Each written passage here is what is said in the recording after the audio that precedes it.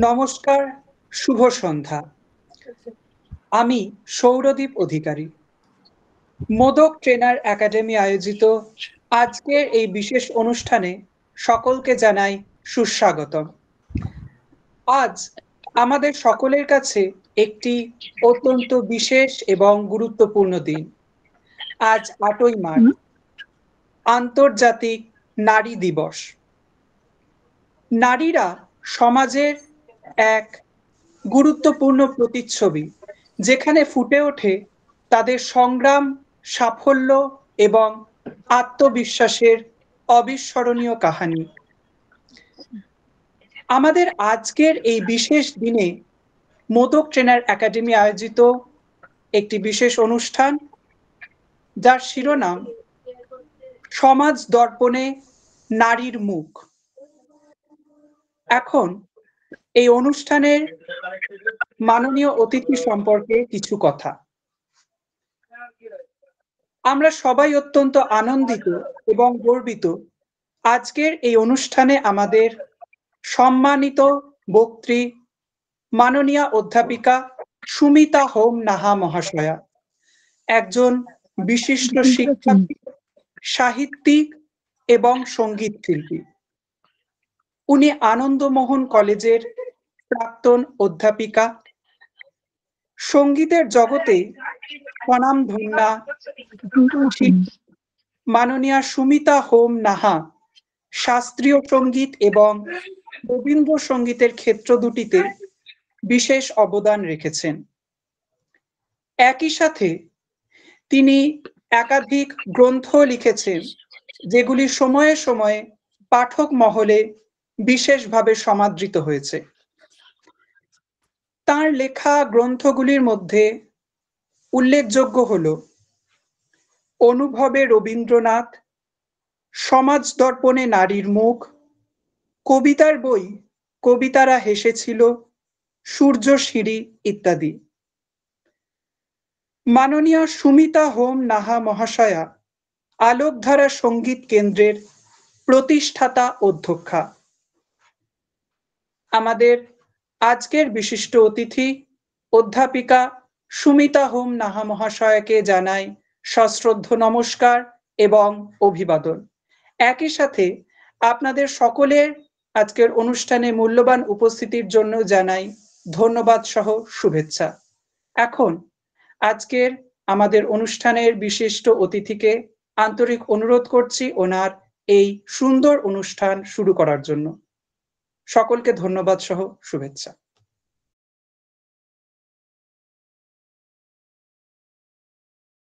আজ ৮ই মার্চ আন্তর্জাতিক নারী দিবস। আমি এই উপলক্ষে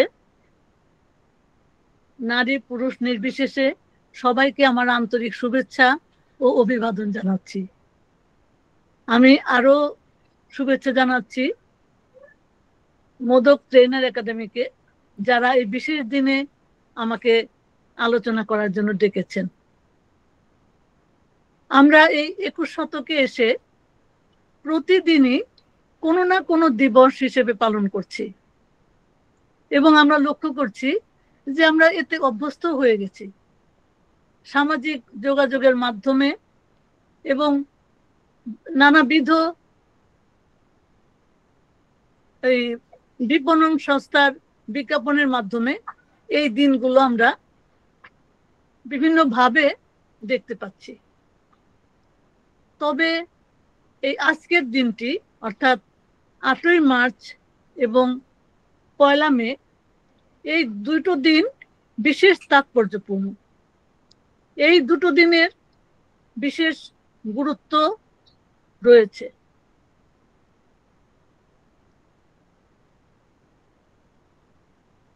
এই ৮ই মার্চ এবং ১লা মে শুধুমাত্র যে দিবস পালন তাই নয়, এই দিনগুলো আমাদের কাছে বিশেষ কিছু প্রশ্ন নিয়ে আসে।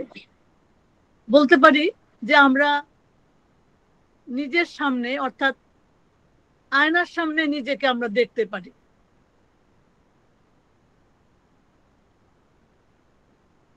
কে যাস রে ভাটি গান বায়া আমার ভাই ধন রে কয়ো নায়র নিত আয়া তোমরা কে যাও কে যাও। বছর খানেক ঘুইরা গেল গেল রে, ভাইয়ের দেখা পাইলাম না পাইলাম না। আজকের দিনে দাঁড়িয়েও এই গানটি বহুল জনপ্রিয় একটি গান। এই গানটি যদি আমরা শুনি আমাদের মন কিন্তু ব্যাকুল হয়। আমাদের মনে নারীর কথা, বেদনা বিধুর নারীর মানসিকতা আমাদের মনের পটে ভেসে ওঠে। কি কারণ? নিশ্চয়ই একটি কারণ আছে। আমরা আমাদের সমাজে দেখছি নারীরা অবহেলিত, নানাভাবে নানা নির্যাতনের মধ্য দিয়ে, অবক্ষয়ের মধ্য দিয়ে, সমাজের বিবর্তনের মধ্য দিয়ে নারী আজকে এই বিশেষ একটা জায়গায় এসে দাঁড়িয়েছে। কিন্তু তারপরেও আমাদের সমাজের মধ্যে নানান পশ্চাৎপদতা আমরা দেখি, যে কারণে 8ই মার্চ আমরা অনেক সময় বলি এই দিনটি পালনের কি তাৎপর্য থাকতে পারে। প্রতিদিনই তো নারী দিবস, এটাও অনেক সময় আমরা শুনি। কিন্তু তারপরেও দিনটির একটি বিশেষ গুরুত্ব হচ্ছে এই যে আমরা সমাজের কোন অবস্থাতে আছি, কোন অবস্থানে নারীর এই 21 শতকে এসে দাঁড়িয়েছে, এইটি কিন্তু একটু বোঝার দিন, একটু অনুভব করার দিন। আমি শুধু নারী আন্দোলনের কথাই বলবো না, এই আন্দোলন হচ্ছে সমগ্র মানব জাতিকে এগিয়ে নিয়ে যাওয়ার আন্দোলন। 8ই মার্চ শুরু হয়েছিল কবে? সেই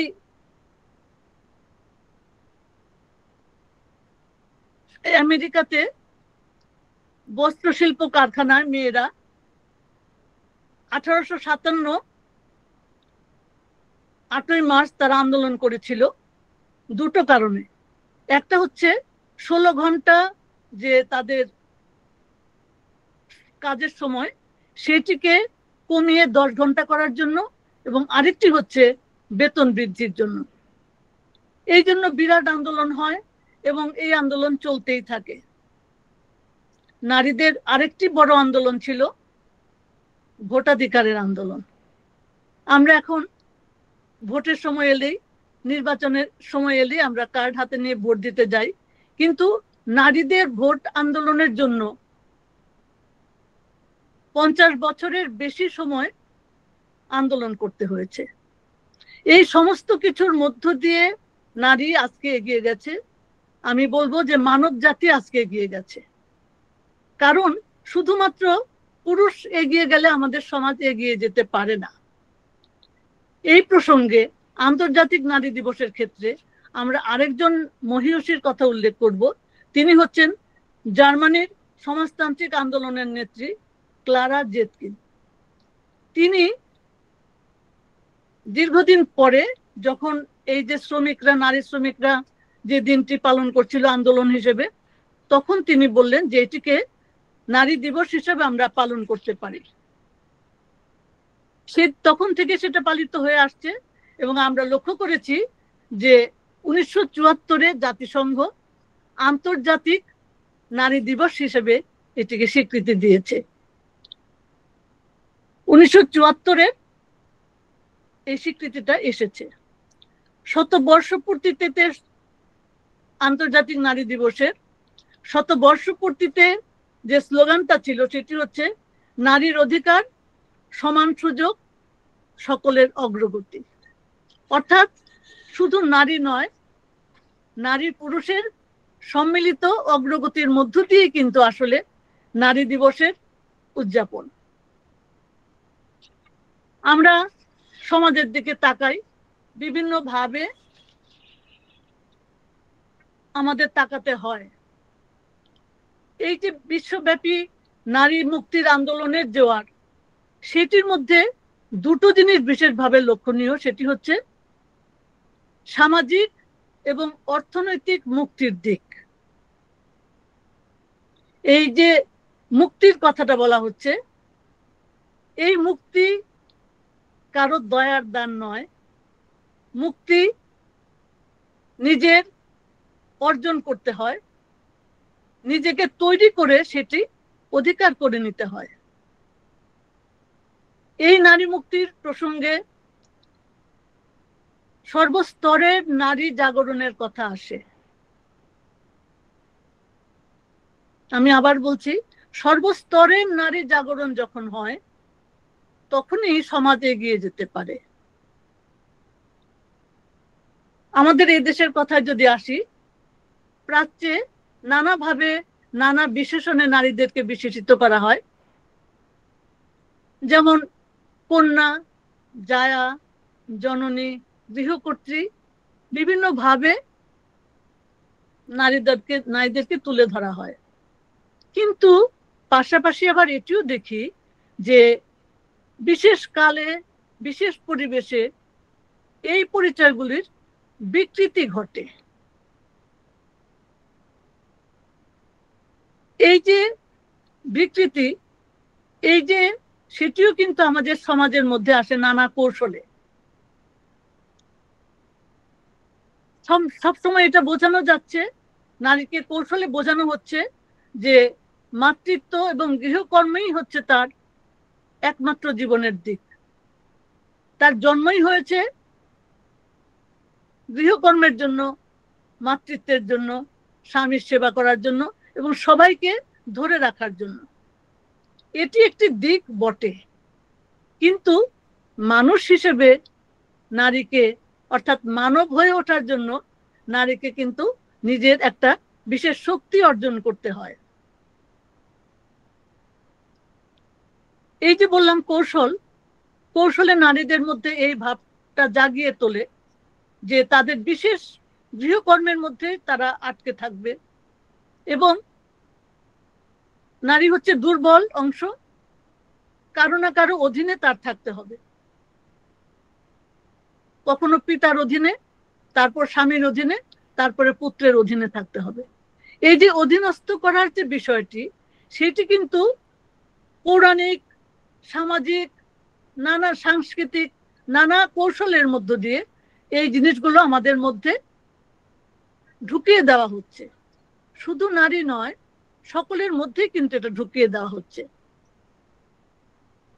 এই জন্য আমরা দেখি যে নারী মুক্তি শব্দটি অনেক সময়ই নেতিবাচক অর্থে ব্যবহৃত হয়।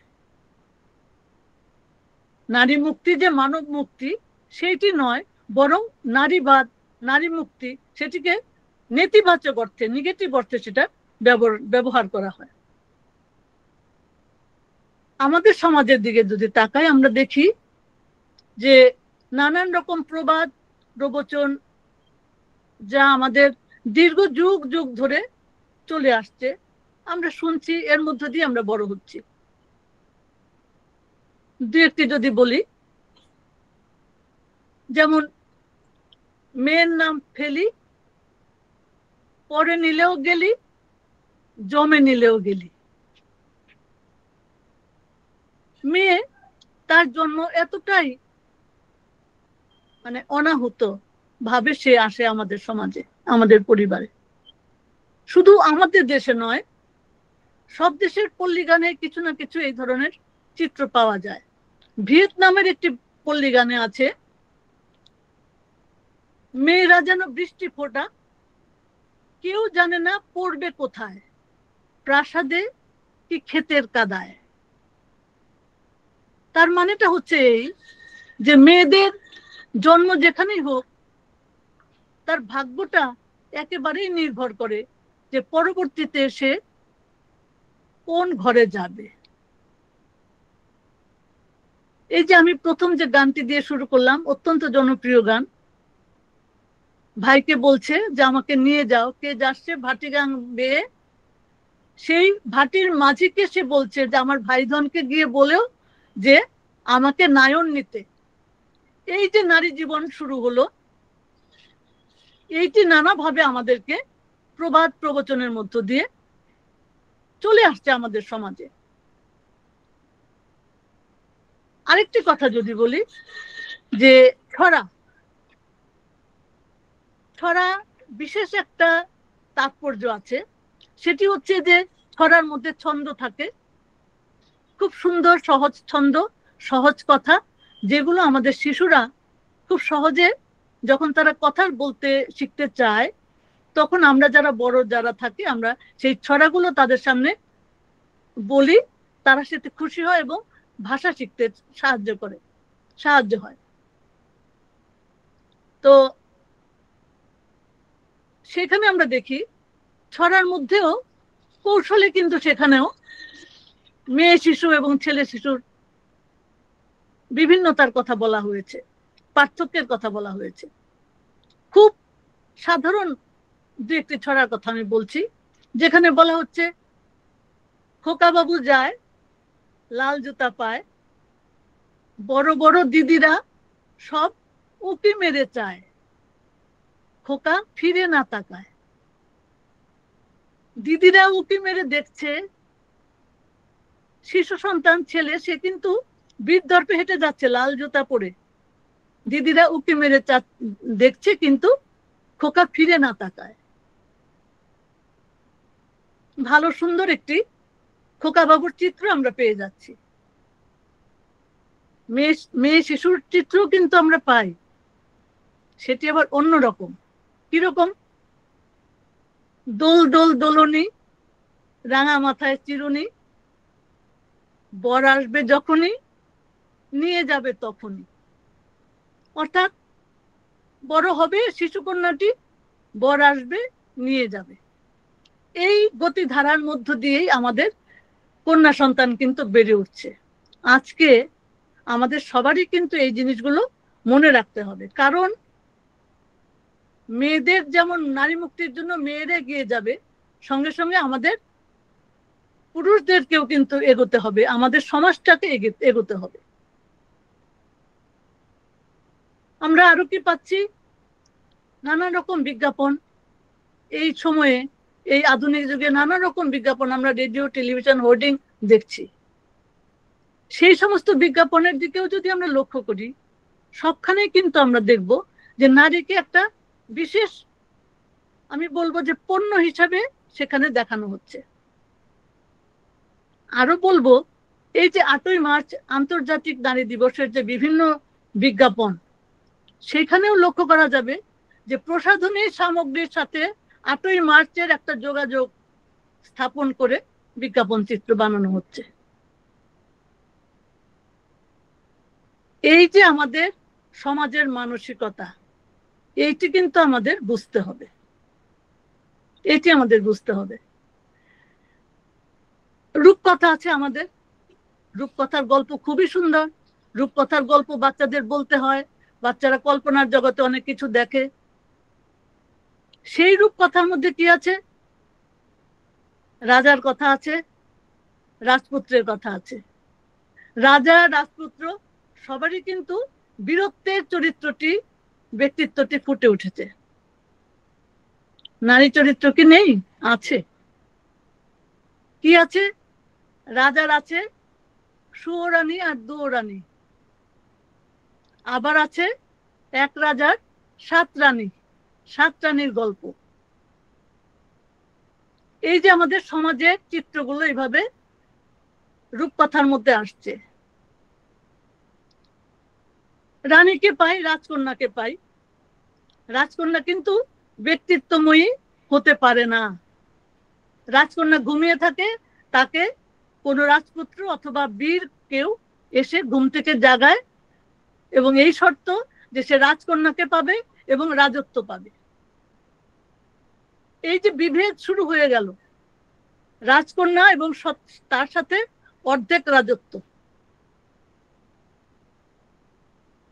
আমি এর আর বিশদ ব্যাখ্যা দিতে চাচ্ছি না, সেটা কিভাবে আমাদের সমাজে সংক্রামিত হতে হতে আজকের সময় এসেছে, যেখানে 1980-তে পণ প্রথার বিরোধী আইন হয়েছে। 1980-তে আমরা এখনো এত বছর পরেও কিন্তু সেই মানসিকতা আমাদের হয়নি। আমরা কতটা পিছিয়ে আছি। আমাদের অনুষ্ঠান হয়, নানান রকমের উৎসব আছে, দেবদেবীর মধ্যে আমরা দেবীর আরাধনা করি, কিন্তু সমাজে কিন্তু আমরা সেটা দেখি না। আমরা একটা খুব সুন্দর অনুষ্ঠান, ভাইফোঁটার অনুষ্ঠান, অত্যন্ত সুন্দর, অত্যন্ত পবিত্র একটি অনুষ্ঠান, যেখানে বোনেরা ভাইদের মঙ্গল কামনা করেন এবং তারা তাদেরকে আমন্ত্রণ জানান। সুন্দর একটি অনুষ্ঠান, একটা পারিবারিক অনুষ্ঠান, কল্যাণ কামনার অনুষ্ঠান। কিন্তু একটু যদি ঘুরিয়ে দেখি, বোনরা ভাইদের জন্য কল্যাণ কামনা করছেন, এইটাই কিন্তু আমরা স্বাভাবিকভাবে ধরে নিই। বোনদের কল্যাণ কামনা কে করবে, কখন করবে, কবে করবে? প্রশ্নগুলি আসে কিনা? আরো অনুষ্ঠান আছে আমাদের, আরণ্য ষষ্ঠী। আরণ্য ষষ্ঠী হলো মায়েরা সন্তানদের মঙ্গল কামনা করেন। আজীবন এটা হয়ে আসছে এবং যতদিন বাঙালি থাকবে, বাঙালি সমাজ থাকবে, সেটা হবে। কিন্তু এখন কি হচ্ছে, নানান রকম বিজ্ঞাপন বিপণনের মাধ্যমে আরণ্যক ষষ্ঠীটাকে জামাই ষষ্ঠীতে রূপান্তরিত করা হয়েছে এবং জামাইকে বরণ তার জন্য কি কি করা, নানান রকম প্রলোভন, নানান রকম বিজ্ঞাপন দেওয়া হচ্ছে। দৃষ্টিটাকে কিন্তু সরিয়ে নেওয়া হচ্ছে একটা জায়গার মধ্যে। আরো আছে, কর্মপুরুষের ব্রত আছে, কর্ম নারীর ব্রত কিন্তু নেই। গর্বাচবের অনুষ্ঠান জানেন আপনারা কিভাবে আবার আমাদের এই বাঙালি সমাজের মধ্যেও আসছে। তো লোক সাহিত্যে সেই যুগ এখন নেই, আমরা জানি, কিন্তু সেই ধারাগুলো কিন্তু আমরা বহন করে চলেছি। যে ধারা আমাদের মনের মধ্যে কাজ করছে বংশানুক্রমে, কিন্তু সেটা আমরা ছাড়তে পারছি না। সেইখানে নারী মুক্তির সাথে আরেকটি মুক্তির দরকার, সেটি হচ্ছে মুক্ত বুদ্ধির দরকার, মুক্ত চেতনার দরকার, কুসংস্কার থেকে মুক্তির দরকার। এই কথাগুলো কিন্তু নারী মুক্তির পাশাপাশি আসে। যদি না আসে তবে সমাজের কোনো উন্নতি হবে না। আজকে আমরা যে সময় আছি, আমরা এই মার্চ মাসে আমরা আশা করছি, অপেক্ষা করছি কখন সুনিতা উইলিয়ামস মহাকাশ থেকে আসবেন, এই পৃথিবীতে এসে মাটি স্পর্শ করবেন। এই অবস্থায় কিন্তু আমরা এখন আছি। এই বাস্তব অবস্থার সাথে আমার মনের মিল সামিল রেখে কিন্তু আমাদের এগিয়ে যেতে হবে। যে জন্য এই লোক সাহিত্যের কথা বললাম, ছড়ার কথা বললাম। আমরা এগিয়ে যাচ্ছি তো বটেই,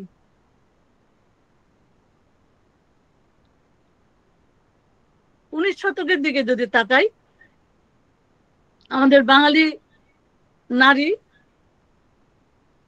রাজনীতি থেকে সাহিত্য সর্বক্ষেত্রে তারা দিশা দেখিয়ে গেছেন। তারা বিভিন্ন অবরোধের মধ্যে থেকেও কিন্তু তারা আমাদের পথ দেখিয়েছেন। আরেকটি কথা বলতে চাই, এই যে আত্মজীবনীর এখন লেখা হয়, বাংলা সাহিত্যে আত্মজীবনীর লেখার ক্ষেত্রে প্রথম ছিলেন একজন নারী, যিনি ছিলেন অবরোধবাসিনী রাজসুন্দরী দাসী। 1971 সালের কথা। তিনি তার যে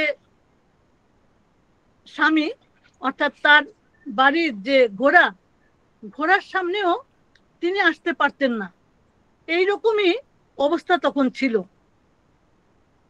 সেই অবরোধবাসিনী রাজসুন্দরী দেবী 71 সালে তার নিজের জীবনে লিখে গিয়েছেন।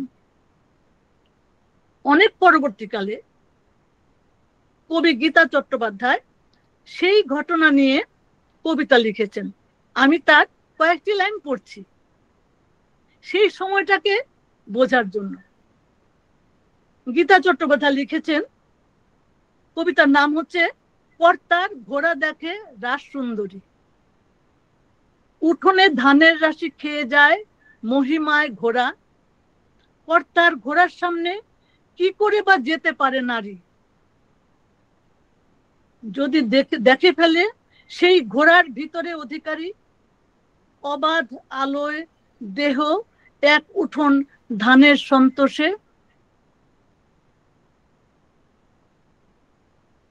ঘোড়ার সামনেও যে নারী আসতে পারে না, সেই নারী, তিনি লিখেছেন বাংলা সাহিত্যের প্রথম আত্মজীবনী।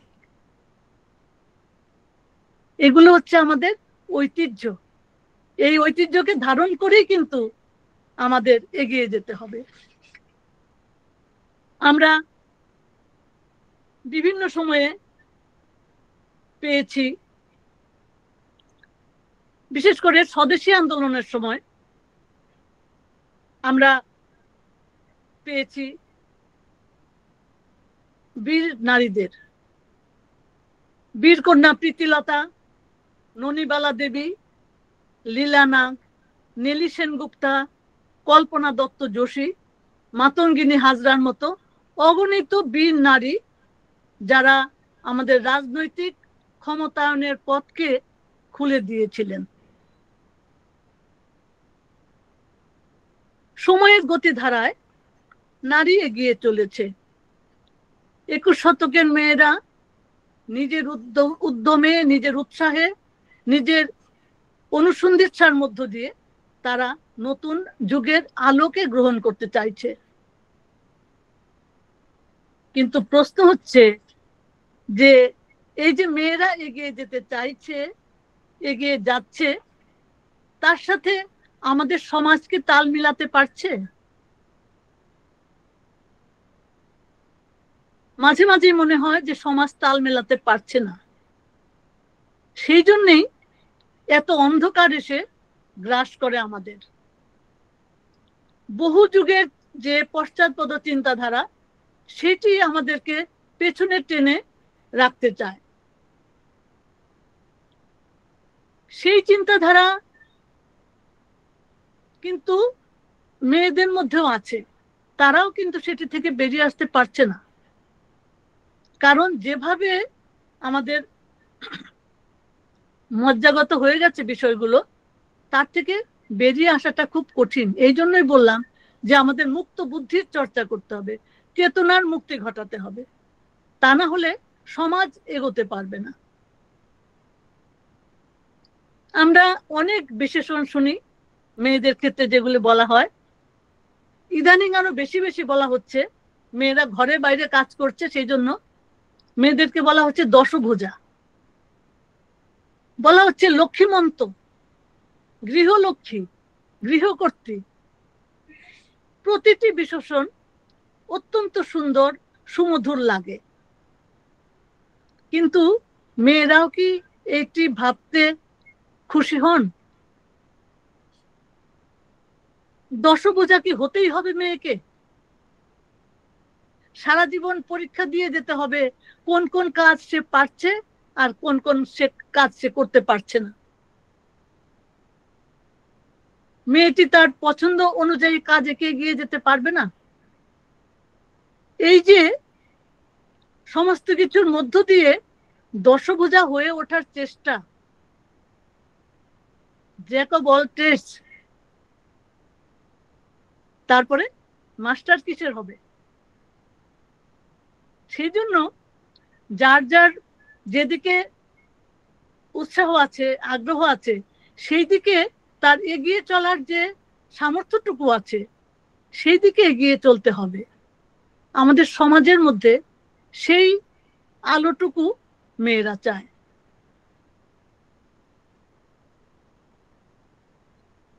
আজকে মেয়েরা শিক্ষিত হচ্ছে, অনেক শিক্ষার দিকে এগিয়ে যাচ্ছে, পেশাগত কাজের মধ্যে তারা যাচ্ছে, সেইখানেও আবার কতগুলো বাধা আছে। বাধাটা কি? বাধা হচ্ছে এই যে সেখানে তার গৃহ কাজের সমস্তটা করে তবে সে পেশাগত কাজে যেতে পারবে। একেবারে প্রথম যুগে, বিশ্বযুদ্ধের পরের থেকে যখন মেয়েরা শ্রমিক হিসেবে বাইরে এসেছিল, তখন থেকেই কিন্তু এটা চলে আসছে এবং এখনো এইটি চলে যাচ্ছে। এই যে শিক্ষিত মেয়েরাও যে যাচ্ছে বিভিন্ন কাজে, যে যেদিকে শিক্ষা আছে কাজে যাচ্ছে, পেশাগত কাজে, ঘরের কাজ সম্পূর্ণভাবে করে তবে সে বাইরে যাচ্ছে, কিন্তু তার সেই মেয়েটির মনে একটা অপরাধ বোধ কাজ করে, আমি আমার ঘরের কাজ সব ঠিক মতো করে আসতে পেরেছি তো, গিয়ে আবার সবকিছু করতে পারবো তো, এই একটি দ্বন্দ্ব তার মধ্যে চলতে থাকে। অন্যদিকে যখন সে অফিসে যাচ্ছে, অফিসেও কিন্তু তার যোগ্যতা প্রতি ক্ষেত্রে দেখাতে হয়। আরো বিশেষ করে মেয়েদের দেখাতে হয় এই জন্য যে আমাদের প্রচলিত একটা ধারণা আছে যে অফিসে যখন ছেলেরা কাজ বেশি পারে, মেয়েরা তো কমই পারবে।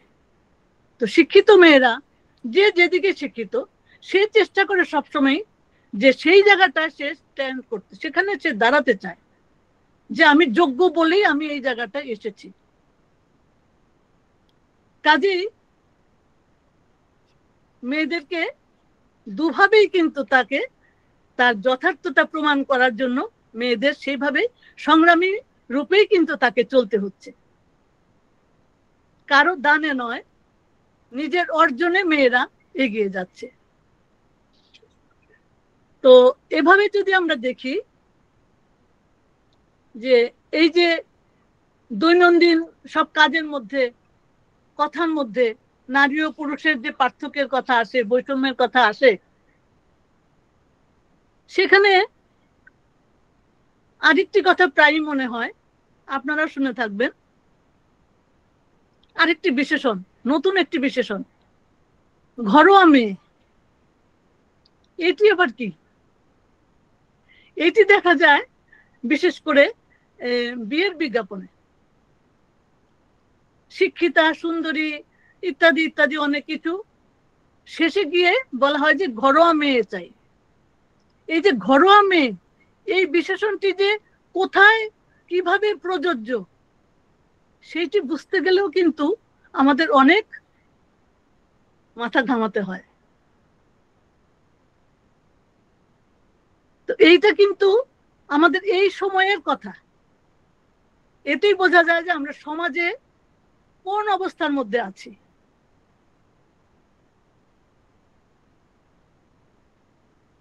এই যে ঘরোয়া মেয়ের কথা বললাম, সেই বিষয়টি মনে হয় যে ওই যে সোনার পাথর বাটি, ওই রকম একটি বিষয়।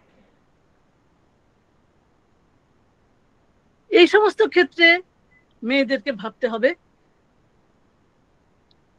আগেই বললাম, আয়নার সামনে দাঁড়িয়ে অর্থাৎ নিজের মুখোমুখি হওয়া যে আমি কি চাই, কিভাবে আমি চলতে চাই, আমি সত্যিকার অর্থে মানুষ হতে চাই কিনা, নাকি আমি মেয়ে মানুষ হিসেবেই থাকবো। মেয়ে মানুষ বলতেই হলো অর্ধেক মানুষ, তা তো হয় না। মানুষ হয়ে জন্ম হয়েছে আমার, মানব হিসেবে আমি কাজ করতে চাই, এগিয়ে যেতে চাই।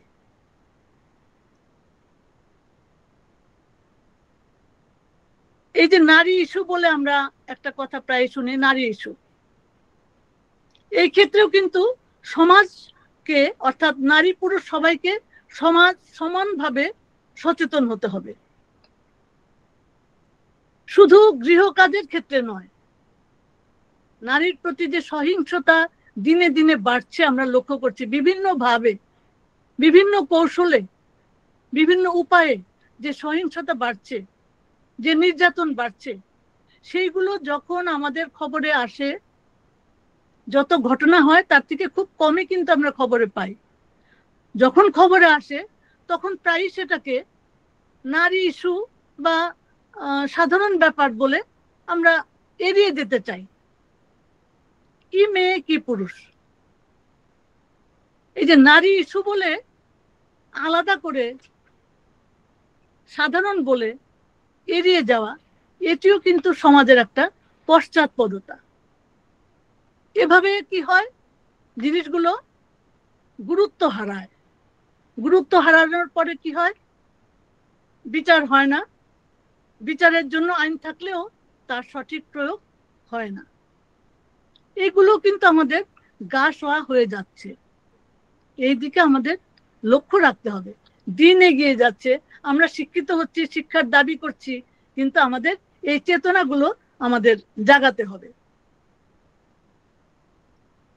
এখন মেয়েদের আরো পরিচয় বেড়েছে, পেশাজীবী হিসেবে সমাজে তার একটি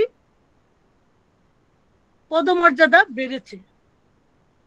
আমি বলছি যে সে যেহেতু পেশাজীবী হিসেবে তার একটা পদমর্যাদা বেড়েছে, কিন্তু সেখানেও যদি আমরা লক্ষ্য করি তাহলে দেখব এইটুকু মুক্তিতে পরিবারের ক্ষেত্রে কিন্তু তার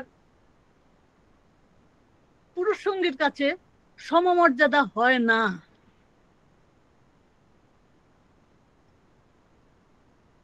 পাবার কথাও নয়। কেন নয়?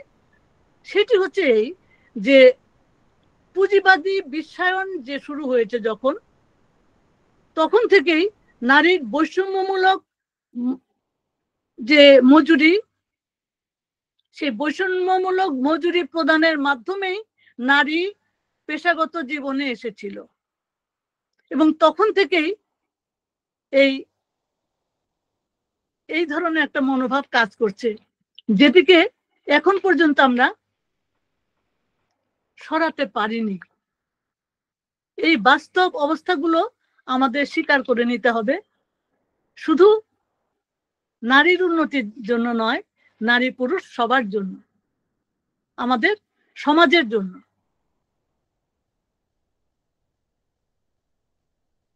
বর্তমানে নারীরা শিক্ষিত হচ্ছেন, উচ্চশিক্ষার হার বেড়েছে, তবে কিন্তু নারীর উচ্চশিক্ষার হার এখনো অনেক কম।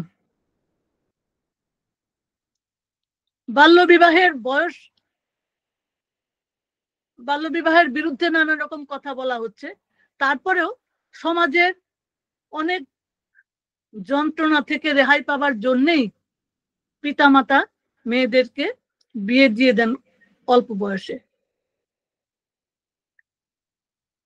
এই সমস্ত কারণ তো আছেই, তাছাড়া উচ্চশিক্ষার দিকেও মেয়েরা এখনো তেমন ভাবে যেতে পারছে না, পারিবারিক কারণে, সামাজিক কারণে। সেইগুলো আমাদের হিসাবের মধ্যে রাখতে হবে।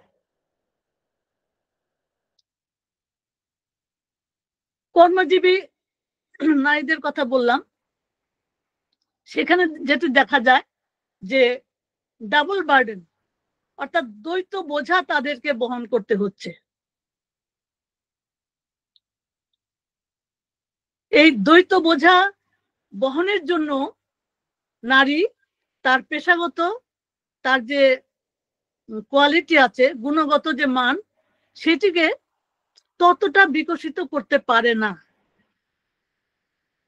যেটা করলে আমাদের সমাজ আরো বেশি লাভবান হতো। এইভাবে প্রতিটি ক্ষেত্রে নারী লড়াই করে এগিয়ে যাচ্ছে। কিসের বিরুদ্ধে লড়াই করছে? নারী লড়াই করছে তার দ্বিতীয় অবস্থানের বিরুদ্ধে। সমাজে কিন্তু এখনো সে দ্বিতীয় অবস্থানে আছে। এইটি আমরা যদি একেবারে গরিব ঘরের দিকে তাকাই, যা দেখব ধনী পরিবারের মধ্যেও কিন্তু একই অবস্থা আমরা দেখতে পাই। অন্যদিকে যদি আসি, নারীর ক্ষমতায়নের ব্যাপারটাও আমরা কিন্তু আজকাল খুব শুনছি, নানান রকম সেমিনার হচ্ছে নারীর ক্ষমতায়ন, ওমেন্স এম্পাওয়ারমেন্ট। এটি একটি মৌলিক মানবাধিকারের প্রশ্ন। আমি আবার বলছি, মৌলিক মানবাধিকারের প্রশ্ন। এটি কিন্তু শুধু নারীর জন্য নয়, নারী মানব হিসেবেই সেই অধিকারটা সে পাওয়ার যোগ্য। সেই ক্ষমতায়ন কোন দিক থেকে? অর্থনৈতিকভাবে, রাজনৈতিকভাবে এবং সামাজিক কর্মকাণ্ডে নারী পেতে পারে, যদি নারী পূর্ণ অংশগ্রহণ থাকে। হাফ হার্টেডলি যদি অংশগ্রহণ করে, তাহলে কিন্তু নারী সেই তার যে ডাবল বার্ডেন থেকে বেরিয়ে আসতে পারবে না, এবং তার যে দ্বিতীয় শ্রেণীর অবস্থান থেকেও সরে আসতে পারবে না। এখানে একটি লড়াই তাকে করতে হচ্ছে। এই দাবি শুধু নারীর অধিকার আদায়ের জন্য কিন্তু নয়, এই দাবি হচ্ছে মানব অধিকারের জন্য, এই দাবি হচ্ছে সুন্দর মানব সমাজ গড়ে তোলার জন্য। তাই নারী দিবস, নারীর অধিকার, নারী মুক্তি শুধুমাত্র নারীর এক পেশে চিন্তা কিন্তু নয়, এই চিন্তা হচ্ছে সমাজটাকে নিয়ে। বিগত 5 দশকে যদি আমরা দেখি, নারীর অগ্রযাত্রা বহু গুণ অনেক বেড়েছে, কিন্তু অর্থনৈতিক ক্ষমতায়নের দিক থেকে তার চাকাটি কিন্তু খুব ধীর গতিতে চলছে। তাই অর্থনৈতিক যে মূলধারা, সেইখানে নারীকে যুক্ত করতে হবে। নারী সমাজের এই অগ্রগতিতে আমরা অবশ্যই শ্রদ্ধায় স্মরণ করব রাজা রামমোহন রায়, ঈশ্বরচন্দ্র বিদ্যাসাগর, স্বামী বিবেকানন্দ, রবীন্দ্রনাথ ঠাকুর, কাজী নজরুল ইসলাম, আনন্দমোহন বসু প্রমুখ ব্যক্তিদের। তাদের যদি সক্রিয় পথ নির্দেশনা না থাকতো, তাহলে আমরা এত দ্রুত এই জায়গায় আসতে পারতাম না।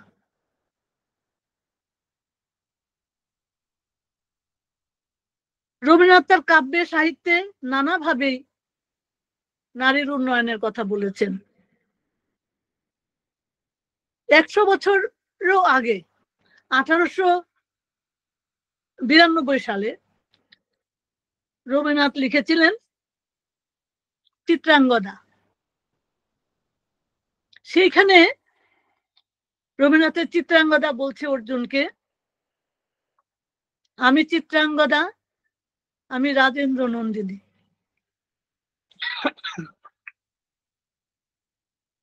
নহি দেবী, নহি সামান্যা নারী। তারপরে কি বলছেন, পূজা করি মোরে রাখিবে ঊর্ধ্বে, সে নহি সে নহি, হেলা করি মোরে রাখিবে পিছে, সে নহি সে নহি, যদি পার্শ্বে রাখো মোরে সংকটে সম্পদে, সম্মতি দাও যদি কঠিন ব্রতে, সহায় হতে, তখন তুমি আমার পরিচয় জানতে পারবে, আমি চিত্রাঙ্গদা, আমি রাজেন্দ্র নন্দিনী। দেবী করে তুমি আমাকে উপরে রাখবে, আমি সেটিও চাই না। হেলা করে পেছনে রাখবে, সেটিও আমি চাই না। আমি চাই সমান অধিকার। রবীন্দ্রনাথ বলেছিলেন এটি 1892 সালে। তাই আমাদের মনে প্রশ্ন জাগে যে আমরা কতটুকু এগোতে পেরেছি। আজকের যে কবি, আজকের কবিরা কিভাবে বলছেন, তারা আরো সুন্দরভাবে বলছেন, আরো সাহস নিয়ে বলছেন, আমার দুর্গা ত্রিশূল ধরেছে স্বর্গে এবং মর্তে, আমার দুর্গা বাঁচতে শিখেছে নিজেই নিজের শর্তে। এই নিজের শর্তে মেয়েরা বাঁচতে শিখেছে, এই আশা আজকের কবিদের কণ্ঠে। এই উচ্চারণ নিশ্চয়ই সার্থক হবে। মেয়েরা যেভাবে এগিয়ে চলেছে, তাকে আরো সাহসী ভাবে, আরো সচেতন ভাবে এগিয়ে যেতে হবে। পাশাপাশি বলছি, সমাজকে এগিয়ে নিয়ে যেতে হবে।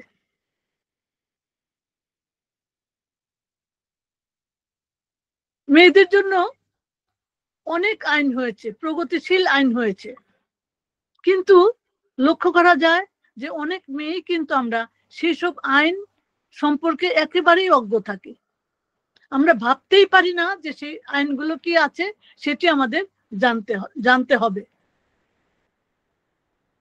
সেইখানে আমাদের একটা পশ্চাৎপদতা রয়ে গেছে। আবার যদি তাকাই বংশ তালিকা, বিভিন্ন বংশের বংশ তালিকা আমরা দেখি, কিন্তু লক্ষ্য করা যায় যে সেখানে পুত্র সন্তানের নাম যেভাবে আছে, কন্যা সন্তানের নাম কিন্তু সেখানে আসে না। এই বিভেদগুলো আমাদের বুঝতে হবে। অনেক কথা আছে। এখনো যদি আমরা দোকানে শিশুর জন্য খেলনা কিনতে যাই, খেলনা কিনতে যদি যাই, তাহলে কিন্তু প্রশ্ন করে বিক্রেতা, আপনার শিশু কি ছেলে না মেয়ে? আমি এই প্রশ্নের সম্মুখীন হয়েছি। বিক্রেতা বলে যে আমাদের তো জিজ্ঞেস করতে হয়, কারণ মেয়ের জন্য যে পুতুল আছে, রান্নাবাড়ির জিনিস আছে, এইসব। আর যদি ছেলে বাচ্চা হয়, ছেলে শিশু হয়, তার জন্য যে কি বলে এরোপ্লেন, জাহাজ, এইসব। এই যে বিভেদ গুলো আমাদের মধ্যে কিভাবে সূক্ষ্মভাবে চলে গিয়েছে, আজকে কিন্তু আমাদের সেগুলো দেখতে হবে। আমরা পিতৃতর্পণের কথা শুনেছি না? পিতৃতর্পণ কখন হয়? দেবী পক্ষের আগে, সেটিকে বলা হয় অপর পক্ষ। সেই দেবী পক্ষের আগে অপর পক্ষে অর্থাৎ মহালয়াতে পূর্বপুরুষের তর্পণ করা হয়। সেই তর্পণ কারা করে? তার উত্তর পুরুষ। পূর্বপুরুষের তর্পণ করছেন উত্তর পুরুষ। পূর্ব নারী কোথায়? কন্যা সন্তানের অধিকার কোথায়? প্রশ্ন জাগে। তারপর দিনে কিন্তু শুরু হয়ে যাচ্ছে দেবী পক্ষ। দেবী পক্ষ শুরু হয়ে যাচ্ছে, আমরা দুর্গা দেবীর আরাধনা করছি, কিন্তু ঘরের দুর্গাকে অবহেলা করছি। এই বিষয়গুলো অবশ্যই এই সময় আমাদের মনে প্রশ্ন জাগবে। তো আমরা দেখছি যে এই যে নারীর ক্ষমতায়ন, নারী মুক্তি, নারীবাদ, এই সমস্ত কথাগুলো বলা হচ্ছে, এই বিষয়গুলো আমাদের জানতে হবে। নেতিবাচক নয়, ইতিবাচক ভাবে আমাদের এগুলো জানতে হবে। নারী আন্দোলন কেন? আমি আবারও বলছি যে শুধুমাত্র নারীর উন্নয়নের জন্য নয়, নারী পুরুষের সম্মিলিত উন্নয়নের মাধ্যমেই আমাদের সমাজে সুন্দর অবস্থা বিরাজ করবে। তখন এই সমস্ত বিভৎস কাণ্ডের কথা, নারীর যে উপরে যে সহিংসতা, এই সমস্তগুলো থাকবে না। মানুষের উপরে যে অত্যাচার, নারী পুরুষ সকলের উপরে যে অত্যাচার, যে অনিয়ম, তার হাত থেকে আমরা রক্ষা করতে পারবো যদি আমরা আমাদের এই সুন্দর সমাজ গঠন করতে পারি। এবং এই জন্য নারী যেমন এগিয়ে যাবে, সঙ্গে সঙ্গে সেই মুক্ত বুদ্ধির চিন্তা আমাদের পুরুষ সমাজের মধ্যে আনতে হবে। পুরুষ নারীর মধ্যে কোনো ভেদ সেখানে থাকবে না। দুজনে মিলে যদি আমরা এগিয়ে যেতে পারি, তবে আমরা সেই সুন্দর সমাজের আশা করতে পারি। আমরা সেই দিন বদলের যে দীর্ঘ সংগ্রামী ইতিহাস আমরা জানি, নানাভাবেই আমরা জানি, সেই দিন বদলের ইতিহাস জেনে আমাদেরকে এগিয়ে যেতে হবে।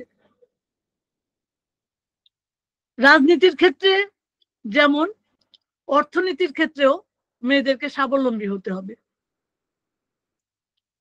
বেগম রোকেয়ার কথা আমরা মনে করতে পারি, সেই কত যুগ আগে তিনি বলেছেন মেয়েদেরকে স্বাবলম্বী হওয়ার কথা। বিভিন্ন ভাবে বিভিন্ন সংস্থা সংগঠন কিন্তু মেয়েদেরকে স্বাবলম্বী করে গড়ে তোলার জন্য কাজ করছেন। আমরা সমাজের যে যে অবস্থায় আছি সেখান থেকে হাত বাড়িয়ে দিতে পারি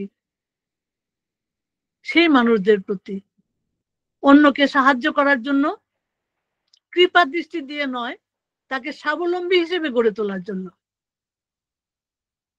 আমাদের কাজ অনেক। আমরা যদি মনে করি আমরা অনেক এগিয়ে গেছি, সেই আত্মতৃপ্তির সুযোগ কিন্তু আমাদের এখনো আসেনি। আমাদেরকে নিজেদের প্রশ্ন করতে হবে, আমি কি চাই, আমি কতটুকু সমাজকে দিতে পারবো, আমি কতটুকু আমার অর্জন, সেটুকু আমি কতটুকু সমাজকে দিতে পারবো। সমাজ যদি এগিয়ে না যায়, আমি একা ঘরে বসে ভাবলে কিন্তু কিছুই হবে না।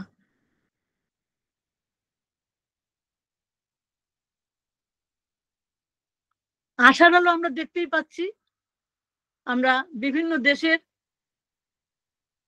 রাষ্ট্রপ্রধান হিসেবে দেখছি নারীদের, এমনকি বিভিন্ন দেশের সেনাবাহিনীতে নারীদের দেখছি, গোয়েন্দা বিভাগের প্রধান হিসেবে নারীদের দেখছি। এই সমস্ত কিছু মিলিয়ে আমরা বুঝতেই পারি যে যে কথাটি বলা হতো যে মেয়েরা দুর্বল, সেটি কিন্তু আসলে সত্য নয়, সেটি আমার কাজের মধ্য দিয়ে প্রমাণ করতে হবে। আমরা আশাবাদী হয়েই থাকতে চাই, আমরা আরো বহু দূর এগিয়ে যেতে চাই। আজকে এই 21 শতকের এই সময়ে দাঁড়িয়ে মোদক ট্রেনারের যে একাডেমি যেটি আয়োজন করেছেন, আমি এই জন্য তাদের এই দূরদৃষ্টির জন্য আমি তাদেরকে আবার আমার আন্তরিক শ্রদ্ধা এবং ধন্যবাদ জানাই। আমরা আশাবাদী হতে আশা করব, আশাবাদী হয়ে এগিয়ে যাব, সেই সুন্দরের জন্য আমরা আমাদের লক্ষ্যে এগিয়ে যাব। ছোট্ট দু লাইন গান দিয়ে শেষ করি। না, ছোট্ট দু লাইন নয়, কাল নয় পরশু বিভাবরী সূর্য উঠবে, একদিন না হয় একদিন, আজ নয় কাল নয় পরশু আশাবরী ফুল তো ফুটবেই, একদিন না হয় একদিন, একদিন না হয় একদিন, একদিন না হয় একদিন।